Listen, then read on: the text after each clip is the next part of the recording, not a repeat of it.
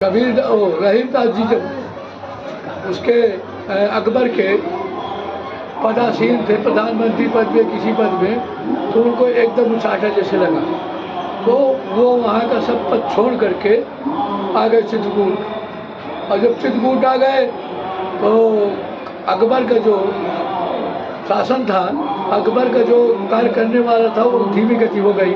अकबर ने सोचा कि इतना बुद्धिमान व्यक्ति जो रहीम दास है, तो वो कहाँ पर होंगे? रहीम खान खाना के नाम से जाने जाते थे, रहीम दास बाद नाम पड़ा। तो वो उनको पता किया जाए, तो पता करवाया, लेकिन उनको सही जानकारी नहीं मिली, तो स्वयं ढूंढने के लिए निकल पड़े। जब निकल पड़े तो चित्रकूट आए। वो उनको कहीं सूत्र मिला हो चित्रकूट में है। चित्रकूट में जब आए तो रास्ते में कहीं भरभूजे की दुकान थी, तो भरभूजे की दुकान में एक भरभूजे ने उनको रख लिया था भार झोंकने के लिए या उसको भूजने के लिए चना वगैरह, तो वहाँ पर रह गए। जब रह गए तो वो भार झोंक रहे थे रहीम दास जी, और अकबर आ गए।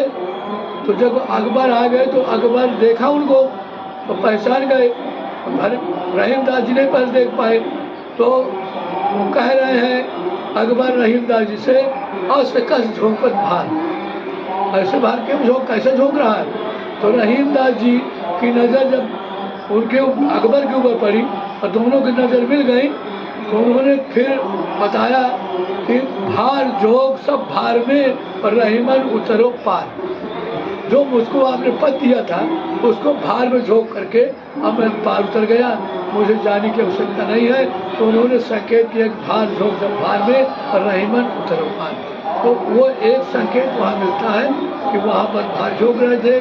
अब कहाँ पर झोंक रहे थे? चित्रकूट पे एरिया बड़ा है, लेकिन कोई बस्ती नहीं होगी, बस्ती में भरभूजा रहा होगा। जी जी। तो एक बस्ती तो खोही में है जी। आप जब परिक्रमा करने आएंगे ना, जाएंगे, तो जब परिक्रमा खोही के आगे उतरेंगे तो भरभूजों की दुकान है वहाँ आज भी जो है भूजा जाता है सामने परिक्रमा में।